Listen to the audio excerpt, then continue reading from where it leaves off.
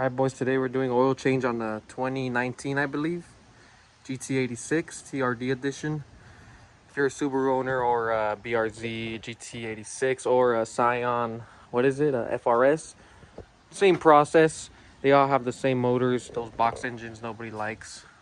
But these are simply easy because the oil filter is right here.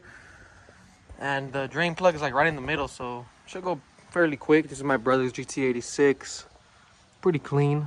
He's planning on getting coilovers on it and some wheels. So I'm probably going to be the one installing that for him. Both coilovers and I don't know what wheel spec he wants to run yet. Looking for smaller wheels and a fatter tire. Because these are 18s, I believe. Yeah, 215 45 R18. These are brand new tires. He just got them. So we're probably going to look at something like an 18. Just because he just got these tires. Or if anything, he could just sell the rims. I don't know if he wants to keep them. But he could probably get a good amount of money if he sells the stock OEM wheels with brand new tires, and it'll pitch into his whatever. But he needed them badly. Every day, literally every time I do an oil change, it's windy. So it kind of sucks, but oh well. Fairly simple. We're going to head into this oil change because I do need to do an oil change on the RS6 as well. So we're going to get into it.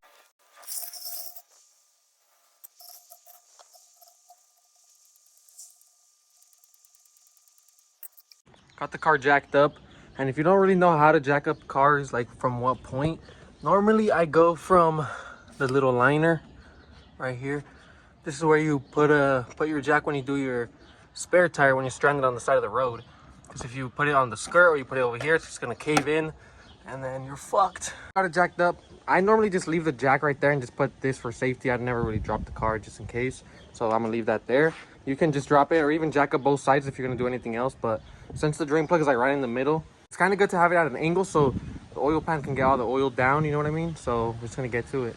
Cannot drain the oil without the drain plug. This is the Brawley boy. Brawlison, move. Bunch of shit over here. Catch can for all the oil, and we got the Brawlison right here. Brawlison! Name is Brawley after the Dragon Ball character. I was about to start draining the oil without no freaking can over here. And I just noticed, like, damn, yeah, it'll be good to catch the oil and not spill on the driveway. I want the big ratchet just so you can have a lot of leverage. And the GTs and I believe it's a size 14. So we're gonna take the 14 and then head down there. Just drain the oil. It's pretty simple. We're now into the car, and as you can see, the car has a big plate. It's literally the opening in the plate, this little bolt.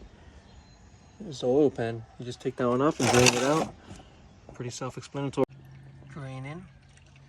And if you don't know what oil or oil filter are supposed to go to your car, you can always check right here on the cap. This one is OW20. That's what we got. And then the filter, there's different sizes on what brand you get. I always get the castor oil, and then I always run STP on my filters. This is the GT86 one, if nobody knows, for the STP XL Extra Life.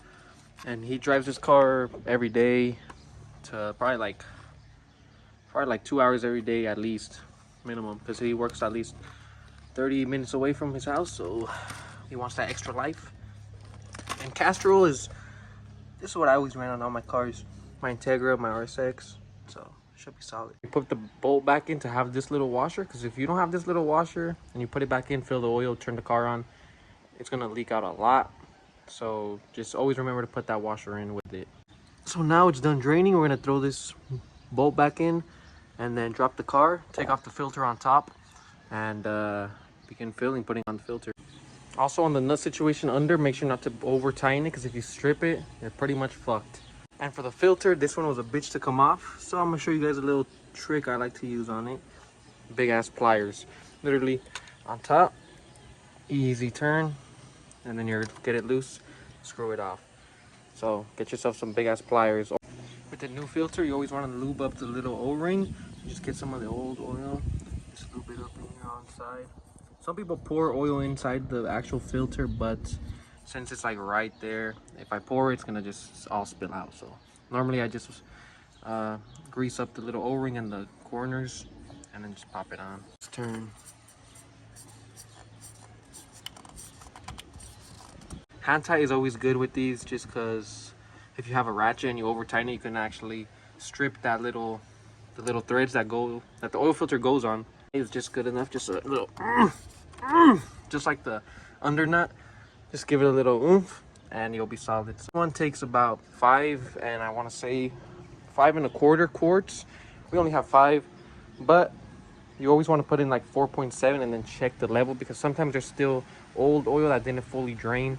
So if you overfill it, you're gonna have to drain a little bit out. So I always recommend pouring in like about 4.7 and then checking your oil, and you might just be at the dot.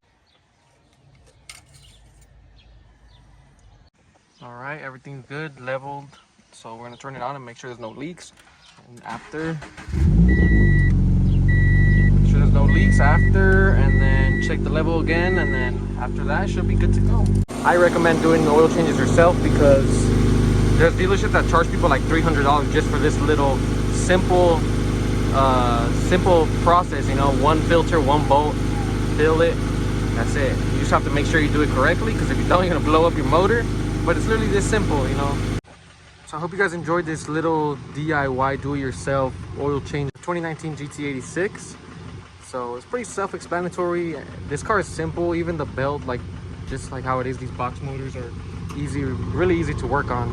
If you know, it's a pretty basic car. If you really want to get into cars, this is a great starting point. Like there's a lot of aftermarket kits, a lot of aftermarket wheels, a lot of aftermarket coilovers, a lot of interior pieces you can get. Like literally anything. Like the mods on this thing are endless. That's why a lot of people are saying this is pretty much the new S13 to like even the drift scene too, because the S13s you can buy fucking 6K for a beat up shell, and this thing you can get probably 6K for a low mile one, and you can still do work with it. So hope you guys enjoyed. Next episode I'm gonna be doing an oil change on that one. I'm about to pull it in and record that. So yeah, I hope you guys enjoyed, and I hope you guys are enjoying these videos. Stay tuned for more. It shall be.